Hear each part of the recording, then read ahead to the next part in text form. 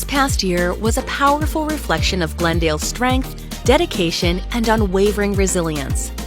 The city faced challenges, some expected, others unprecedented. But through collaboration, hard work, and unwavering commitment, we met them and emerged stronger. One of the defining moments of the year was the extreme wind event in January. It devastated parts of our city and led to the Eaton fire tragedy, a moment that tested us all. In that moment of crisis, the city rose to the occasion, working tirelessly to protect lives, restore essential services, and support our residents. Glendale Water and Power restored service to over 33,000 customers. The fire department responded to over 3,400 emergency calls. Our emergency flash page saw 144,000 visits. There were 6,405 new enrollments in our emergency alert system. The Emergency Information Center answered over 3,400 calls, and Public Works managed over 1,000 service requests for clearing fallen trees. Entering 2025, the emergency response was a testament to our city's ability to mobilize, coordinate, and serve in moments of crisis. Looking back to 2024, it had its own set of challenges and successes. It was about progress, innovation, and investment in Glendale's future. It's my absolute honor to deliver the 2025 State of the City Address. To my City Council colleagues, thank you for your partnership and dedication. To our incredible city staff, from the boots on the ground all the way to leadership, thank you for the heart, grit, and brilliance you bring to work every single day that we take credit for and have immense pride in, day in and day out. And to our residents and business community, you are the soul of the city. Your resilience, creativity, and care are what make Glendale shine. Today, I don't just share a list of accomplishments from the last 12 months. I share our story of what happens when a community comes together with purpose, with courage, and with heart.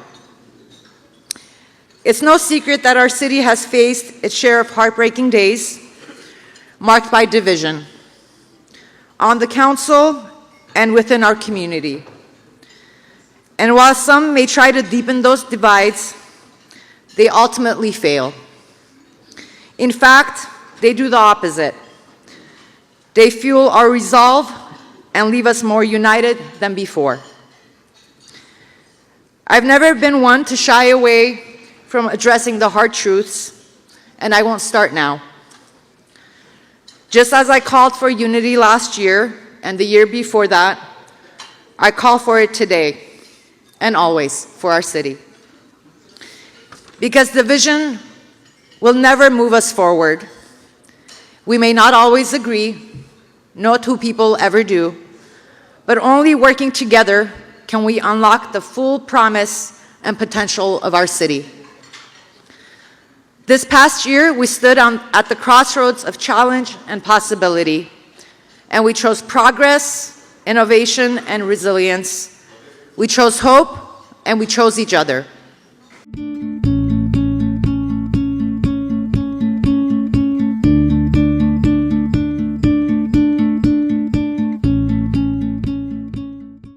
Madam Mayor, thank you for making time for this sit-down interview. I know you have a very busy schedule, and I can't believe it has been already a year.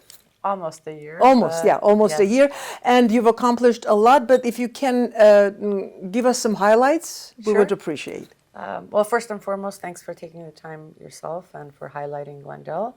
I would definitely say that this has been one of the most productive years, at least since my time on the council. A lot of initiatives around innovation and partnerships. One of the biggest highlights I would definitely say was our response to the fires and the windstorms events, where Glendale really stood out in its preparedness, in the way that we responded and we communicated with the community.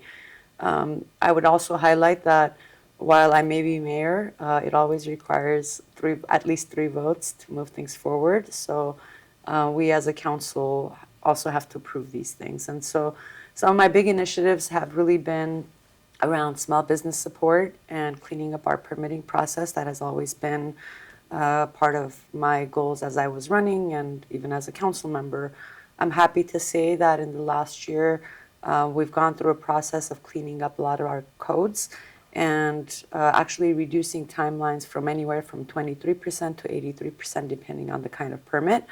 That work is not done because it's a very tedious process, but I'm very confident in the abilities of our community development department and all the departments or divisions that fall under it, under the leadership of Mr. Bradley Calvert, who I see as a visionary leader in that space, who's been really leading that with his team. And so I know the work is not done in that space, but we've made a lot of headway. Our Small Business Summit, which was one of my big initiatives about 2 years ago, is going to be in its third year. Last year, we saw about 110% increase in participants, and we're doing that in partnership with the U.S. Small Business Administration in bringing resources to our diverse small business owners. One of the highlights that I really emphasize on for Glendale is its diversity. Over 53% of our population is foreign born. And so whether it's community outreach or communications or even things like the Small Business Summit, how we make it palatable and accessible to our diverse immigrant community is very important. And the highlight of that was really seen through even the fire response. I've always noted that if you're not meeting communities where they're at, you're actually, especially in Glendale, would be leaving out more than half your population. And had we not done that multilingual outreach, for example, during the fires, in moments in crisis, these things are a matter of life and death. How's your community supposed to follow instructions or be able to take input and get information if they're not able to understand what you're communicating to begin with? And especially at a time when we see an increase in social media of just misinformation, it's really critical for us as a city and as City Hall to be the source of information for our constituents and our small businesses. I definitely say anything related to women's equity has been at the core of the work that I've done here. Women's equality has been on your top 10 priority list. It has. So I would definitely say like women's equity, permitting, and how we're supporting our small businesses, and then really taking economic development to the next level. If I had to pick my top three, those would be it. And we held our first Women's Equality Day event, which for the first time, it's the only event in the city that has sold out within a week. At Alex Theater. At the Alex Theater, and we're going to make that an annual occurrence now, and looking at different ways we bring programming to uplift women-owned businesses, and even looking at our structures within city government on how we're supporting mothers and families. One of the things that I had initiated was bringing childcare on campus, so our city employees who have children can drop off their kids, building next door, have affordable childcare, and be able to come to work. And these are the things that give our employees and the larger community the opportunity to thrive both, in their professional environment as well as their personal lives. With women's equity issues, our Commission on the Status of Women for many years had been reduced to really a commission that met 4 times a year and has zero funding from our $1.27 billion budget. I put forth for us to not only expand but also look at hiring a full-time staffer that would oversee the programming, as well as adding back the commission meeting dates, because you can't really accomplish much if you're meeting 4 times a year, whereas the other commissions were either meeting once a month or even more frequently. And so I look forward to the budget discussions for us to actually allocate funding. And, sometimes I need to bring it home when it comes to like women's issues. As an example, our city had received 635 domestic disturbance calls in 2024. That number went up from 23 and 22.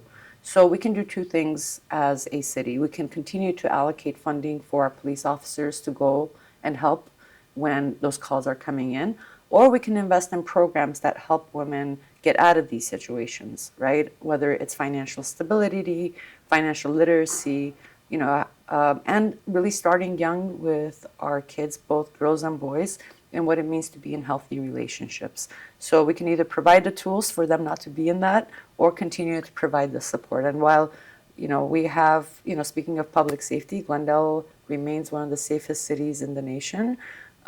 This council, has made it a priority for us to continue funding public safety. The largest portion of our budget goes to police and fire. I'm proud to say that under the leadership of our police chief, Manny Sid, we have officially filled all 248 police positions. It's the first time we've done that in many, many years. In addition to that, we also invested in a strategic plan to add 23 more officers. But we also recognize that it's not just, patrol and enforcement, that a healthy and safe community also means mental health support, homeless services. And so we've created a different structure around how our community services and homeless services is coordinating with PD and ensuring that we not only remain one of the safest cities when it comes to crime or the lack thereof, but also how we're proactive in our approach to homeless services and ensuring that it's met with compassion, but also tools and opportunities for families to be able to get out of those situations when they find themselves in. Our police department also launched a substance abuse assistance program where individuals in the community who have family members or they themselves are in a situation with substance abuse. We have free consultations, we provide resources and so forth. So, while we see the number of unhoused individuals increase in the cities around us and crime increase, that is not the case in Glendale, and it really is because of the investment that we make, but also how community-oriented our police department has become. I've never shied away from talking about the past of our police department and what it used to be, and I'm so immensely proud of what we have here now, not just in our police chief, but in the culture that we have in the city of Glendale. And speaking of basic human services and needs, we completed 2 major affordable housing projects: Piedmont Apartments, which created 68 homes for low-income seniors, and Citrus Crossing, which added 127 affordable family units. Through nearly $500,000 in federal grant funding, we also helped the Campbell Center renovate Alma House, providing supportive housing for individuals with intellectual disabilities. Our housing division has been recognized by HUD as a high performer for 23 consecutive years, with hundreds of affordable units currently in progress. It takes a village to keep this city safe. It does. And I'm also thinking about how we go regional, national, and, international as a city. I'm proud to say that I signed a letter of cooperation with South Korea's free economic zone for us to do economic development and trade exchange when it comes to bringing K-pop and K-entertainment to the city of Glendale, and then us assisting them with Hollywood and Disney and production in South Korea. I also initiated for us to expand and create structures around our sister city programs. As you may be aware, we have sister cities in Armenia, 3 of them, as well as Japan and South Korea, the Philippines, but they really existed on paper. And just last week, we actually had the launch kickoff event where community members can also participate in these committees. That would allow for not just cultural exchange, but economic trade. I'm looking forward to seeing some business expos in our cities that are coordinating with our sister cities. And I think the toughest part about this whole restructuring was also the conversation on our Artsakh. As you know, The city of Glendale has been sister cities with Martuni and Artsakh and provided the illegal occupation of Artsakh by Azerbaijan now. Looking at how we preserve that, I didn't want us to just archive it because technically Artsakh currently doesn't exist as a government. And so we decided that we're going to create a committee for Martuni Artsakh separately and do educational work around that in our city and on the state and federal levels. I'm happy to also say that for the first time we launched an advocacy day for Glendale. So I was up with staff in Sacramento and Washington, D.C., pushing for policies as well as funding requests for the city of Glendale. A lot of times we'll see policies come down from the state level and it ties our hands as a local government. And so, going and advocating and working with our state and federal officials on these issues is also absolutely critical. And what's next for Elen Asatryan? Well, Arshalish, being mayor in Glendale is a little different than other cities. You get to serve as mayor for 1 year and then you get to go back to being a council member. And so I look forward to serving in that capacity until my term is up in 2026, and we'll see where life takes us then. The top 5 things that people like best in Glendale are: it's safe, a centralized location, it's orderly and clean, the community, people, and social cohesion, proximity to parks and natural beauty. Well, all I have to say, thank you and good luck. I know you have a lot to do. Thank you. Thanks for making the time. Public Works completed 8 major projects, investing $47 million into infrastructure, beautification, and ADA accessibility. Community Services and Parks secured a $5.95 million federal grant to expand green space through the Central Park Block Project.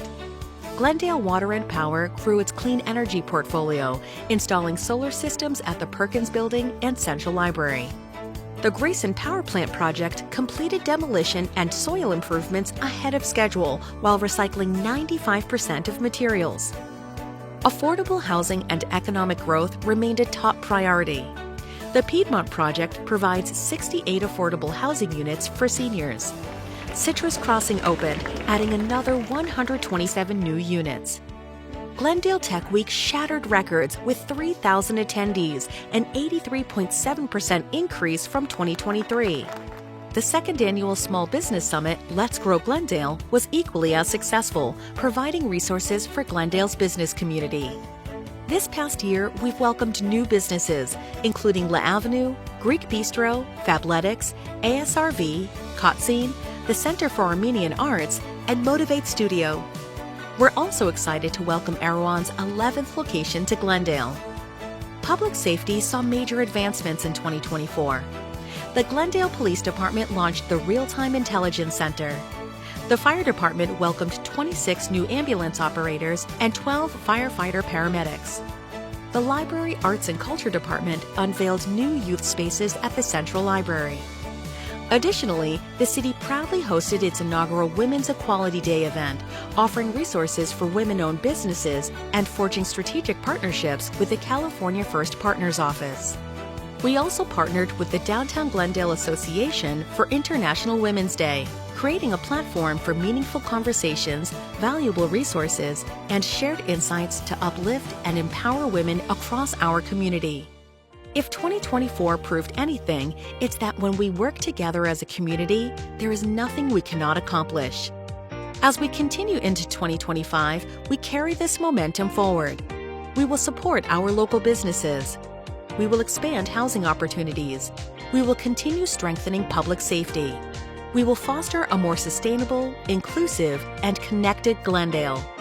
To our business community and residents of Glendale, thank you for your dedication and partnership, your community leadership, and your unwavering commitment. Together, we are Glendale.